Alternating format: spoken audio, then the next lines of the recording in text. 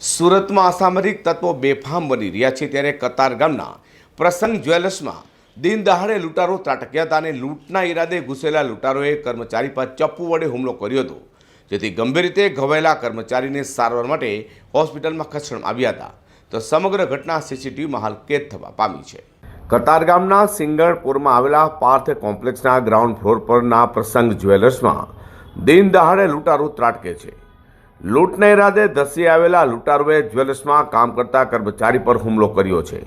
ચપ્પુના ઘા ઝીકીને પીઠ સહિતના ભાગે કર્મચારીને ઇજાગ્રસ્ત કરી નાસી ગયાનો બનાવ પણ સામે આવ્યો છે. ઇજાગ્રસ્તને સારવાર અર્થે 108 એમ્બ્યુલન્સમાં ખાનગી હોસ્પિટલમાં ખસેડ્યો હતો.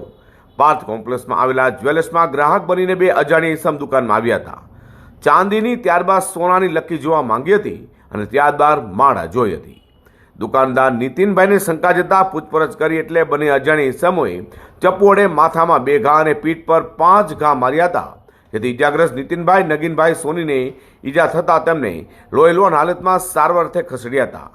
બીજી તરફ પોલીસના ઉચ્ચ અધિકારીઓ સહિતનો કાફલો ઘટના સ્થળે દોડી જવા પામ્યો હતો અને વધુ તપાસ હાથ ધરી છે. ડોગ સ્ક્વોડ સહિતનો કાફલો પણ ઘટના સ્થળે પહોંચી જવા પામ્યો છે. ઘટનાની માહિતી જસ્ટ પોલીસને મળી છે, તરત જ પોલીસ ઘટના સ્થળે પહોંચી ગઈ છે. આ જ્વેલર્સની દુકાનમાં જ્વેલર્સના માલિક ઉપર કોઈ 2 અજાણ્યા માણસોએ હુમલો કર્યો છે. એમને ઈજા થઈ છે અને કિરણ હોસ્પિટલમાં લઈ ગયા છે. દુકાનની અંદર કોઈ વેરવિખેર કે એવું ડિસ્ટર્બ થયેલું એવું જણાતું નથી. તેમ છતાં ઈજા પામનાર દુકાન માલિક જ્વેલર્સને પૂછ્યા પછી સાચી હકીકત પોલીસને જાણવા મળશે. એ સીસીટીવી માટે જુદી જુદી ટીમો એરેન્જ થઈ ગઈ છે, હાલ જોવાનું ચાલુ છે અને જસ્ટ હાલ ઘટનાની છે એટલે થોડોક સમય પોલીસને જોઈશે. એ સ્પષ્ટ નથી, જસ્ટ થોડી સમય પહેલાંની જ ઘટના છે એટલે ઈજા પામનારને પૂછ્યા પછી વધારે ક્લિયર થઈ શકે. સાહેબ હજુ જોવાનું ચાલુ છે. લૂંટારુએ ચપ્પુના ઘા ઝીકી દેતા દુકાનમાં બૂમ થવા લાગી હતી, જેથી પ્રસંગ જ્વેલર્સમાંથી લૂંટારુઓ નાસવા લાગ્યા હતા.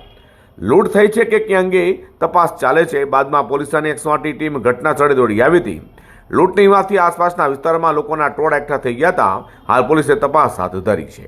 અઝર કુરેશી સાથે પ્રકાશવાળા G10 ન્યૂઝ.